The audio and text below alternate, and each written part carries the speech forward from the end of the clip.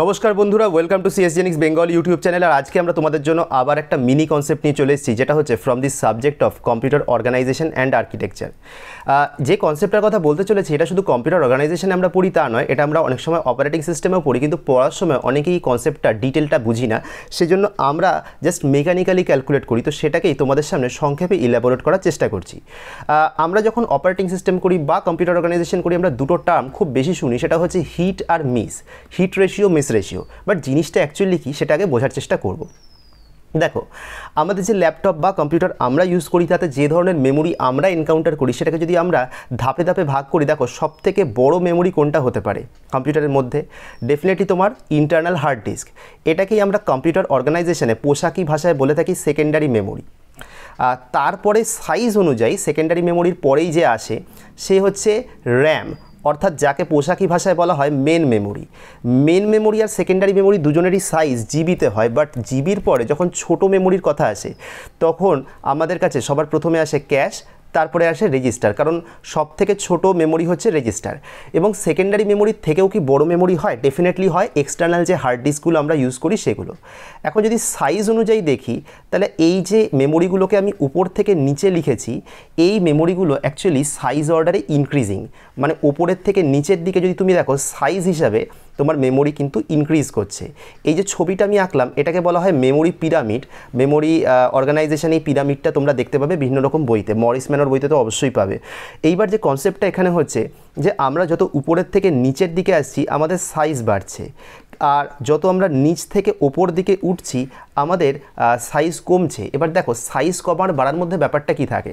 ধরো তুমি তোমার কলেজের লাইব্রেরিতে একটা বই খুঁজছো, ডেফিনেটলি বইটা খুঁজতে তোমার অনেকটা সময় লাগবে, কারণ লাইব্রেরি অনেক বড় জায়গা। কিন্তু তুমি তোমার পড়ার ঘরে একটা বই খুঁজছো, খুঁজতে খুব কম সময় লাগবে। কেন? কারণ পড়ার ঘরটা ছোট্ট জায়গা। তাহলে দেখো, যখন তোমার মেমোরির সাইজ বড় হয়, তখন সেখানে অ্যাক্সেস টাইম ডেফিনেটলি বেড়ে যায়। কিন্তু তুমি যদি মেমোরির সাইজ ছোট হয়, তাহলে তোমার অ্যাক্সেস টাইম কমে যায়। তার মানে অ্যাক্সেস টাইম কমে যাচ্ছে মানে কি? তার মানে তোমার স্পিডটা বাড়ছে, তাই তো? তার মানে আমাদের লক্ষ্য কি হয়? আমাদের লক্ষ্য হয় বড় মেমোরির থেকে ছোট মেমোরির মধ্যে কিছু কিছু ডেটা স্টোর করে রাখতে। যেরকম আমরা আমাদের ডেলি লাইফে আমাদের বাড়িতেও তো ওষুধ স্টক করে রাখি, ধরো প্যারাসিটামল বা জ্বরের ওষুধগুলো, বা ধরো যাদের সুগার প্রেশার আছে তারা সুগার প্রেশারের ওষুধ রাখে। এছাড়া ধরো গ্যাস ট্যাসের জন্য অনেকে ওষুধ রাখে যাদের সেই ধরনের প্রবলেম আছে। কেন রাখে? যাতে এই ধরনের প্রবলেম হলে ওষুধের দোকানে গিয়ে টাইম নষ্ট না করতে হয়।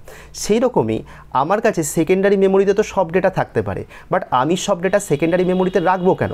তার থেকে কিছু কিছু ডেটা নিয়ে আমি আমার মেন মেমোরিতে রাখতে পারি। মেন মেমোরিতে রাখলে পরে কি হয়, যে আমি সেকেন্ডারি মেমোরিতে প্রথমেই খুঁজতে যাব না, প্রথমে খুঁজতে যাব মেন মেমোরিতে। যে ডেটাটাকে খুঁজছি সেটাকে যদি মেন মেমোরিতে পেয়ে যাই তাহলে তো খুব ভালো, আর যদি না পাই তখন আমি তাকে সেকেন্ডারি মেমোরিতে খুঁজতে যাব। তার মানে কনসেপ্ট কি? কনসেপ্ট হচ্ছে তুমি প্রথমে মেন মেমোরিতে সার্চ করবে, সার্চ করলে যদি খুঁজে পাও, যদি ফাউন্ড হয় তাহলে তো ওকে, আর যদি খুঁজে না পাও তাহলে তুমি সেকেন্ডারি মেমোরিতে সার্চ করতে যাবে। এবার যদি মেন মেমোরি আর সেকেন্ডারি মেমোরির বাইরে আমি যদি ক্যাশের কথা বলি, তাহলে ক্যাশ আমার আগে ক্যাশে সার্চ করব, তারপরে সাইজের মানে স্পিড অনুযায়ী ক্যাশের পরে আসে মেন মেমোরি, আর তারপরে আসে সেকেন্ডারি মেমোরি। তাহলে আমি সার্চিংটা প্রথমে করব ক্যাশে, আর তারপরে যদি খুঁজে পাই তো ভালো, যদি না খুঁজে পাই তাহলে আমি খুঁজতে যাব মেন মেমোরিতে, সেখানেও যদি খুঁজে পাই তো ভালো, আর যদি না খুঁজে পাই তাহলে যেতে পারো আমরা সেকেন্ডারি মেমোরিতে। তার মানে কনসেপ্টটা কি? কনসেপ্ট হচ্ছে তুমি তোমার লোকাল মেমোরি যেখান থেকে সার্চিং শুরু করছো, সেখানে একটা ফ্রেমকে তুমি পেতেও পারো, নাও পেতে পারো। যদি ফ্রেমটাকে পাও তাহলে তুমি সেই মেমোরিতেই ওটাকে মানে তাড়াতাড়ি অ্যাক্সেস করতে পারছো, যদি না পাও তাহলে তোমার অ্যাক্সেস করতে টাইম লাগছে। এই কনসেপ্টটাকেই বলা হয় হিট। অর্থাৎ তুমি যে জায়গাতে, যে মেমোরিতে তুমি খুঁজছো, সেই মেমোরিতেই যদি তুমি ডেটাটাকে খুঁজে পাও তাহলে এটা হচ্ছে হিট, যদি খুঁজে না পাও তাহলে হচ্ছে মিস। যেমন ধরো তোমার প্যারাসিটামল দরকার, তোমার জ্বর হয়েছে, আর যদি তোমার বাড়িতেই প্যারাসিটামল থাকে তাহলে এই কন্ডিশনটাকে আমরা বলবো তোমার জন্য হিট।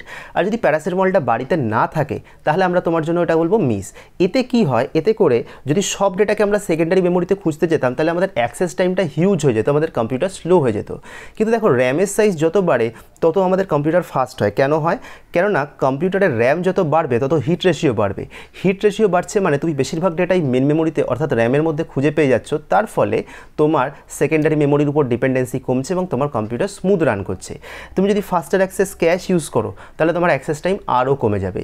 এই কনসেপ্টটাকে আমরা বলছি হিট এবং মিস, এবং এই অ্যাক্সেস টাইপটাকে আমি যদি অনুসরণ করি তাহলে এটার জন্য various types of access methods থাকে। হাউএভার এই হিট আর মিসের কনসেপ্ট দুটোর জন্যই সেম।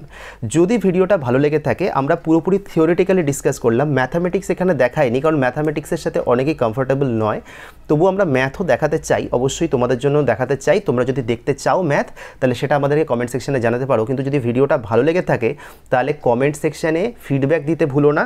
তোমাদের ফিডব্যাকের জন্য অবশ্যই অপেক্ষা করব, আর নতুন কন্টেন্ট নিয়ে খুব তাড়াতাড়ি দেখা হবে। ততক্ষণের জন্য সকলকে গুড বাই এবং ধন্যবাদ।